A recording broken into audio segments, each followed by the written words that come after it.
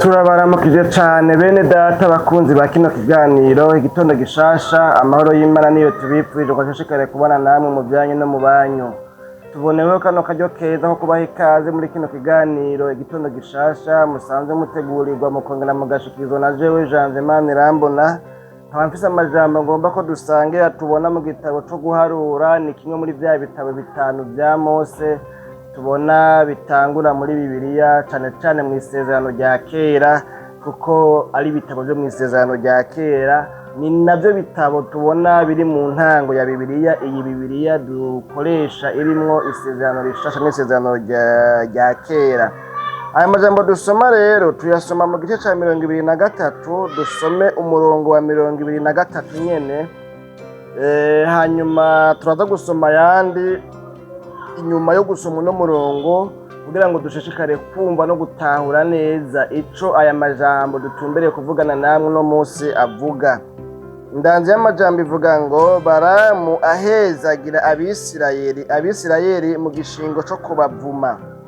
Umurongo wa 23 uvuga ngo erega indagu ntaco yotwara aba Yakobo, canke ubupfumu ngo bugire ico butwara Abisirayeli. None biravugwa ku ba Yakobo no ku Bisirayeli, wewe kuntu Imana yakoze. Imana yacu nihimbazwe. Bene data bakunzi ba kino kiganiro igitondo gishasha cy'uno munsi, nano majambo dusomye tugomba kwifadikiza muri kino kiganiro.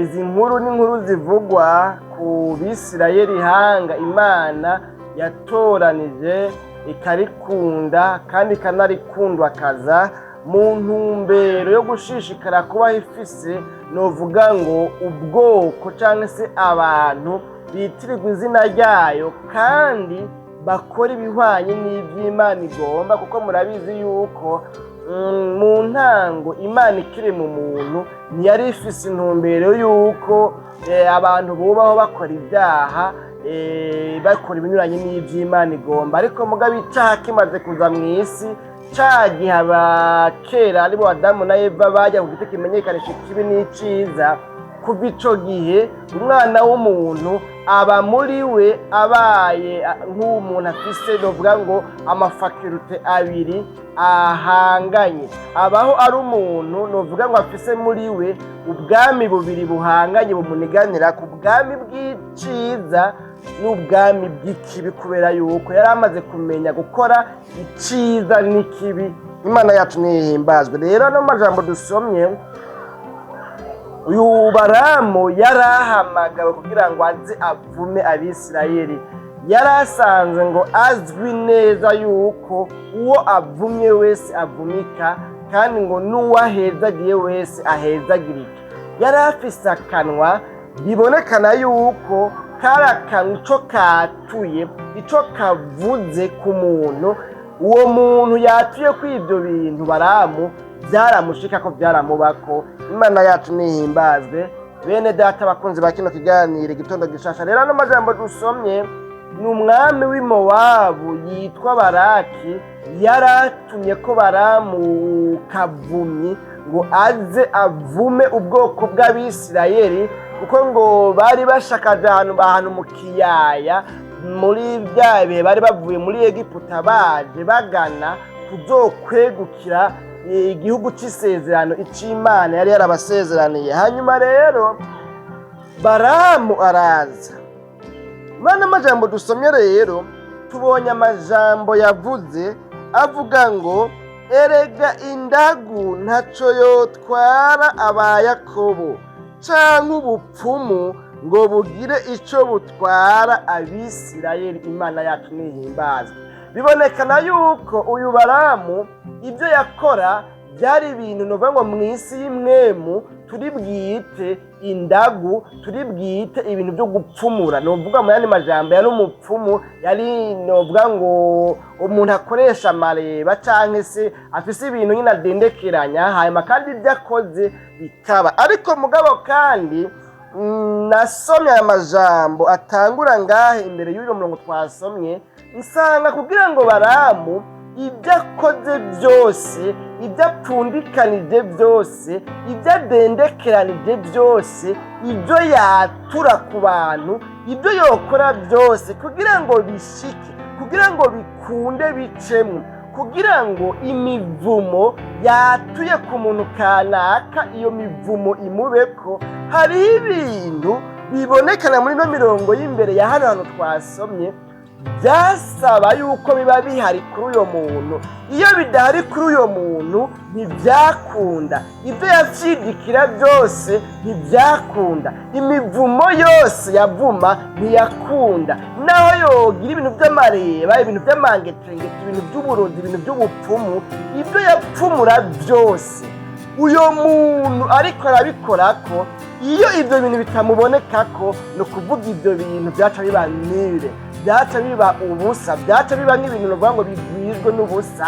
Imana yacu nihimbazwe. Turi mu gihe canke turi mu bihe havugwa cane ibintu by'amangetengete, ibintu by'uburozi, ibintu by'ubupfumu, ibintu by'amashano, ibintu nuvuga ngo byo mu isi y'umwuka, ibintu nuvuga ngo ibintu by'abazimu, umuntu agaterwa n'imizimu yo mu migisokuru, yo mu miryango, yo mu biwabo, yo mu bavyeyi biwabo. Kumbure barabandwa, kumbure bararaguza, kumbure barapfumura. Imana yacu nidutabare. Hanyuma ibyo bintu bikabaho bitera abantu. Bitabaye n'ibyo mbere hakaba n'ibintu ngo ni amashano yo mu muyaga, uburozi bwo mu muyaga, kumbura ibintu bitega umuntu bakamukuramwo ibintu bamuteyemwo, bamuroze by'amangetengete, bamugiriye nabi. Imana yacu nihimbazwe. Bene data bakunzi ba kino kiganiro, igitondo gishasha cy'uno munsi turi mu gihe rero abantu benshi babayeho bugarijwe, babayeho bafise ubwoba, abantu babayeho bagendagenda hirya no hino barondera ubufasha, barondera ubutabazi. Mbere kandi kuko turi no mu gihe cy'iherezo, turi no mu gihe rero natwebwe abo mwiyobokamana, abo muri domene y'iyobokamana, y'ibyo gusenga, usanga natwe hatabaho wanashaka abantu nabo nyene novuga ngo bakora nk'abapfumu, ugasanga nabo bakoreshwa n'amareba, bakoreshwa n'imihamuro, barapfumura, barahamura, bakoresha nubwo imbaraga za gishitani canke z'abadayimoni. Muri iyo ntumbero nyene bagaprofita abantu, akaba ariho biguteramwo, hanyuma agaca guhamagara kugira ngo abigukuremwo, kugira ngo yemeze abantu, yerekane yuko yakoreshejwe ibitangaza. Ibyo birahari, dufise intahe nyinshi z'ibyo twagiye twumva canke twama twiboneye n'amaso yacu, aho tubona abantu bavuga bati twebwe twakoranye n'isi y'umwijima, twabigenza uku kandi tukitwaza izina ry'Imana. Imana yacu nidutabara. Rero n'amajambo dusomye icyo ntumbereye ni ikihe? Ntumbereye gusangira nawe ibintu bishika kuri 4 nabonye muri ano majambo byavuzwe byerekana neza yuko kubw'ibyo bintu imivumo yose, abapfumu ibyo bopfumura, ibyo boraguza, indagu, amareba n'amangetengete yose yokogwa, kubera yuko mu Bisirayeli ibi bintu bibakikuje, bibabereye nka antibare, bibabereye nk'uruzitiro. Kubera ibi bintu bibonekana muri bo, ibyo bintu biranga irihanga ry'Abisirayeli, byatumye Baramu naho yohamagara imizimu ya hehe, naho yoragura gute, naho yopfumura gute, naho yodendekeranya amangetengete ameze gute, byatumye Baramu mw'isi y'imwemu, dans le monde spirituel, ibyo yadendekeranije byose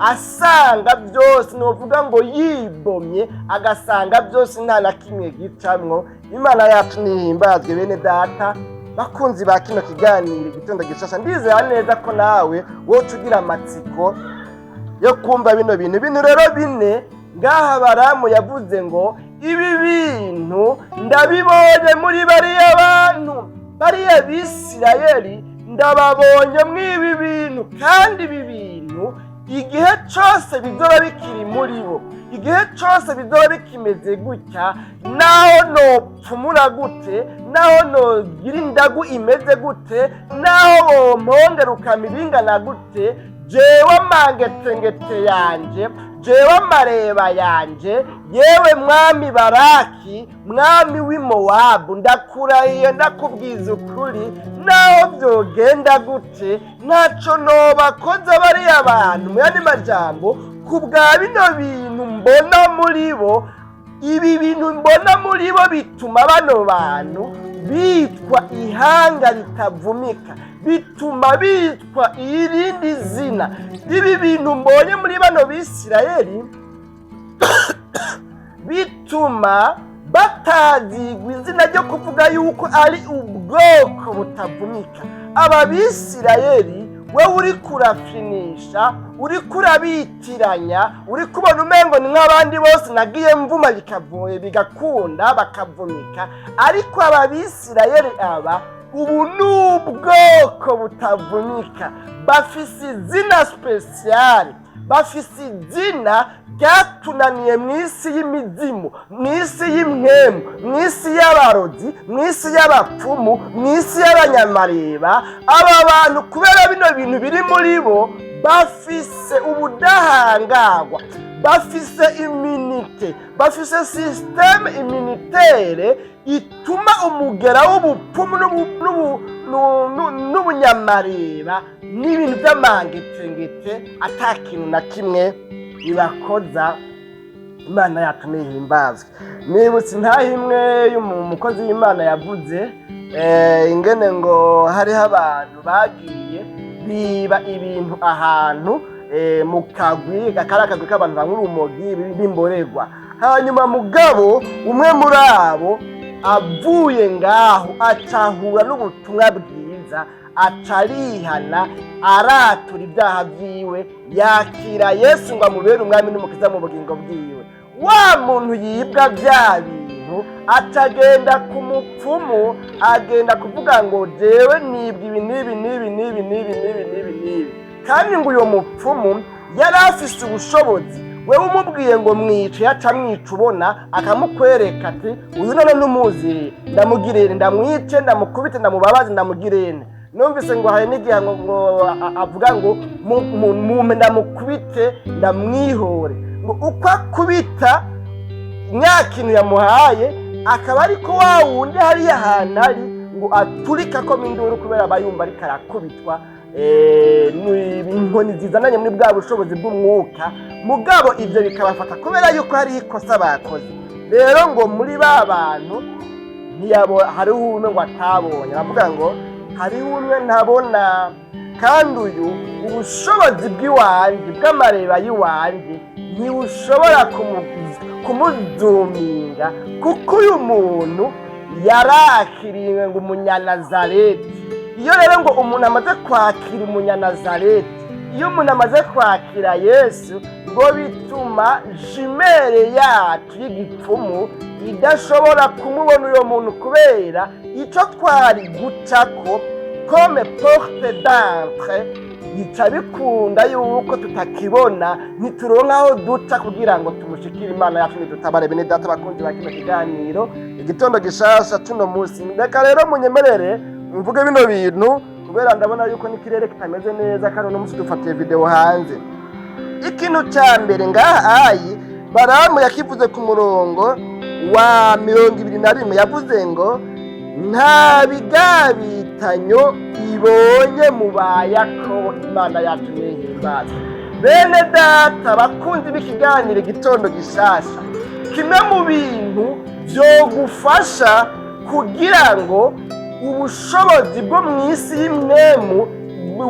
isi y'imwemu mbi y'imyuka ntibukugire kw'ijambo, kimwe mu bintu byo gufasha kubaho abadayimoni, abazuminga ibyo bazuminga, abapfumu, abanyamareba n'abantu novuga ngo baraguza, kimwe mu bintu byotuma atabubasha bakugira ko bakurondera bakakubura, ni kino kintu, nuko woharanira kubaho atabigabitanyo Imana ikubonako. Iyo ubaye atabigabitanyo Imana ikubonako, burya uwo muryango uba wugawe. Kandi aba banyamareba, aba bagira ibintu by'udukonikoni, abantu b'abapfumu baraguza, kimwe mu bintu bituma bagushikira bakaba bagukoresha ibyo bigombeye, nuko uba ubonetswe agasembwa bacako ngo binjireko.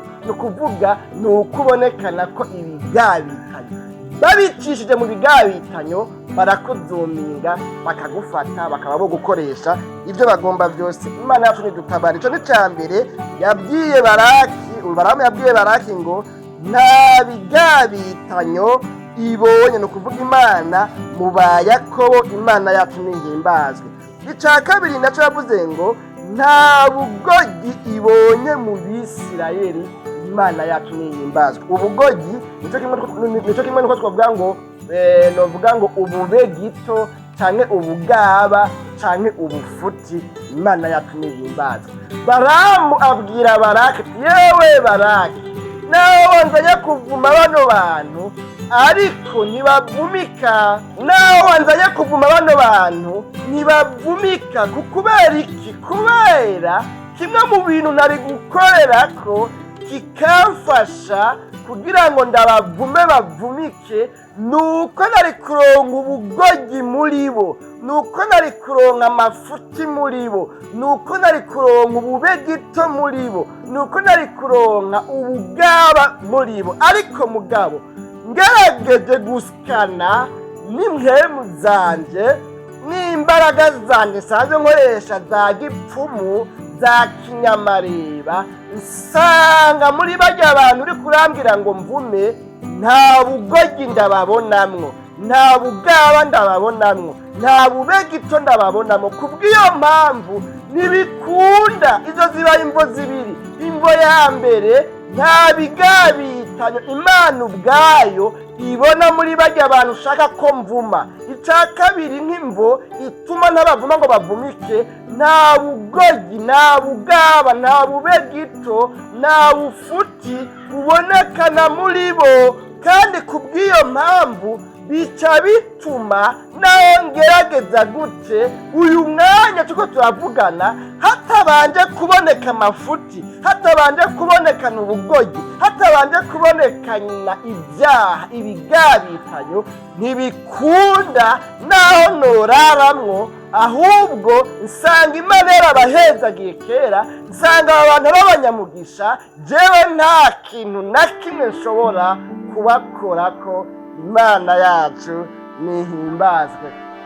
Bene data bakunzi ba kino kiganiro, igitondo gishasha tuno munsi usomye andi majambo hirya no hino, nibakonegeze gusoma amajambo nsanga Baramu ngo niwe yahavuye agira inama Baraki ngo ingene ngo yorondera ingene agira amayeri yose ngo mu Bisirayeli habeho gucumura, bivange n'abanyamahanga bakora ibyaha.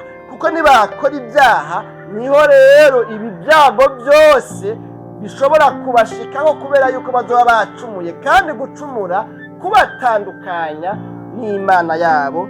Umuremyi w'ijuru n'isi, Imana yacu nihimbazwe.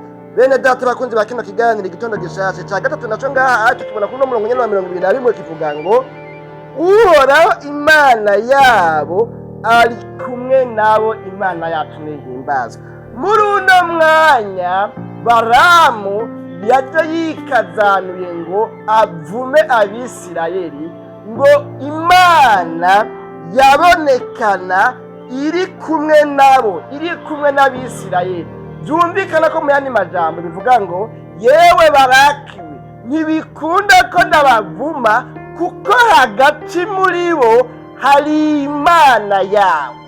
Kandi Imana yabo ni Imana umuremyi w'ijuru n'isi, ni Imana mushobora byose, ni Imana idahangagwa. Osirontake Imana yabo ikiri hagati muri bo. Igihe cyose presence y'Imana iba ikiri mu ihanga ryayo, ntibikunda yuko ndabavuma. Imana yacu nidutabare bene data bakunzi ba kino kiganiro igitondo gishasha cuno munsi ca kane naco kivuga ngo muri bo haseserezwa impundu z'umwami Imana yacu nishimye.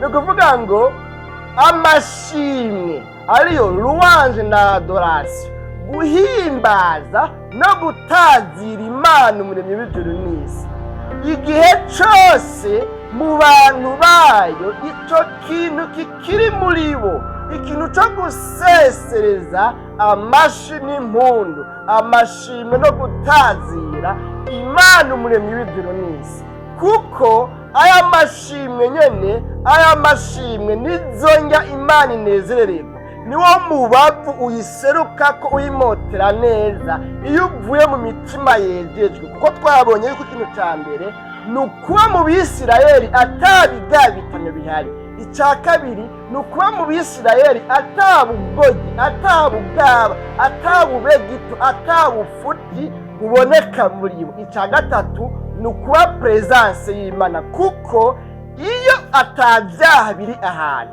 iyo atabugogi, atabugaba, atabubegito buri ahantu, bica bituma presence y'Imana iba aho hantu, kuko presence y'Imana ntibana n'ivyaha, ntibana n'ubugogi, ntibana n'amafuti.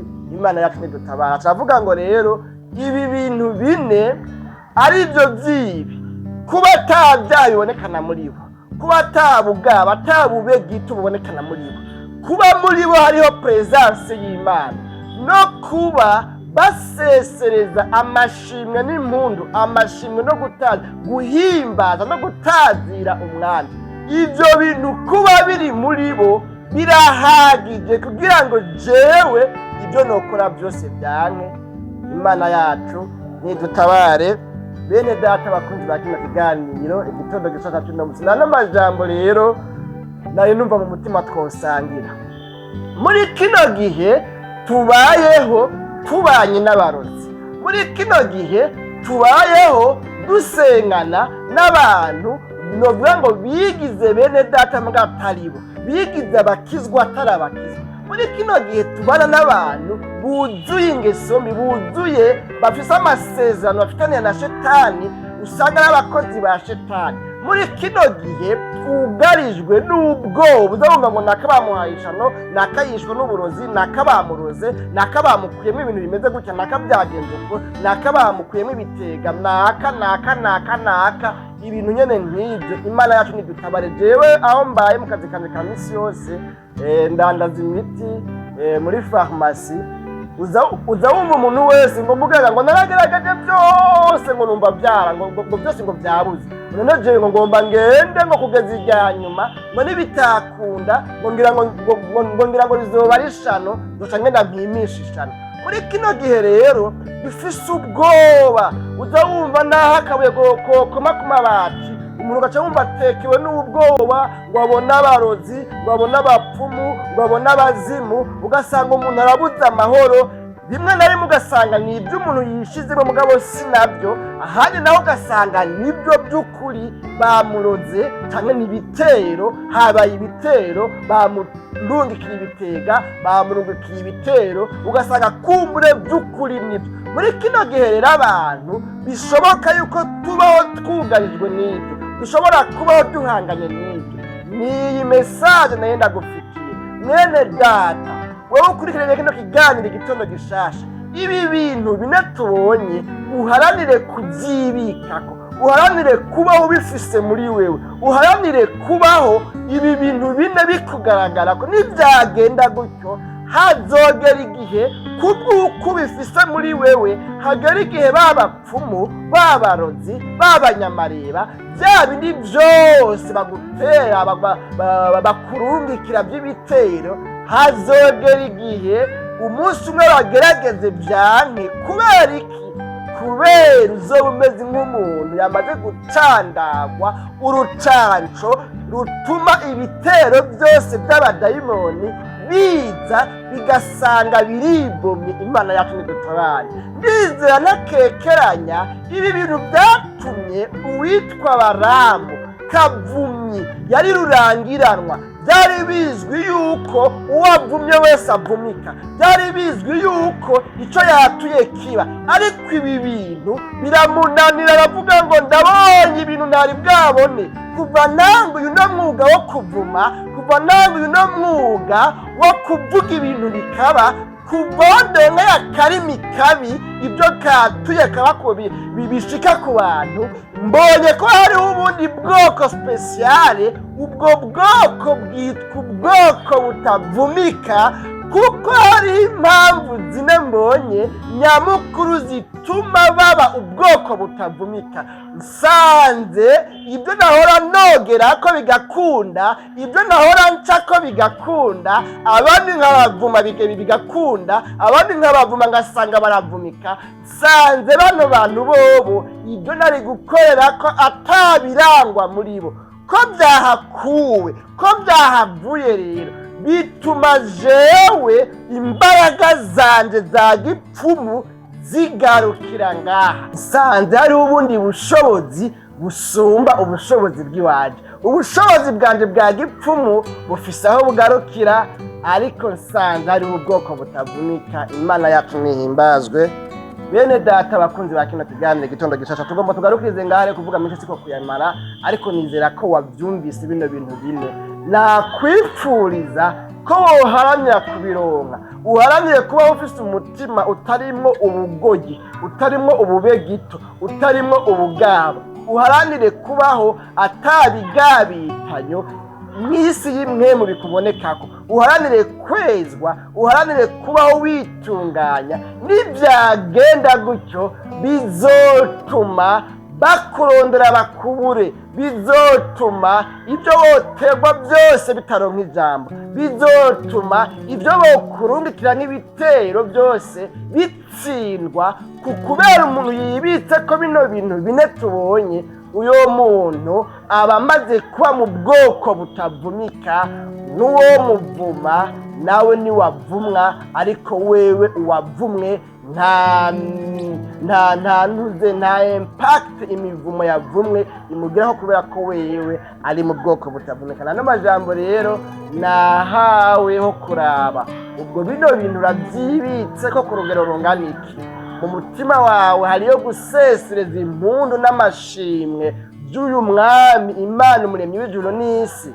Ubwo wewe presence y'Imana iri muri wewe ikubonekako. Abantu iyo bakurabye bakubonamwo Imana, iyo barabye ibikorwa ukora n'imvugo zawe n'inyifato zawe n'ingeso zawe, ubwo wewe urabonekanamwo presence y'Imana. Erega niba utabonekanamwo presence y'Imana, ukaba utabonekanamwo iyo iruwaje na adoration by'umwami Imana umuremyi w'ijuru n'isi, ukaba ubonekanamwo ibigabitanyo, ukaba ubonekanamwo ubugoyi, yewe utewe ukiriko, utsinzwe ukiriko, bikujegeje bikiriko. Ariko icyo Imana igomba kuharanira kuva uno munsi kubaho ufise bino bintu.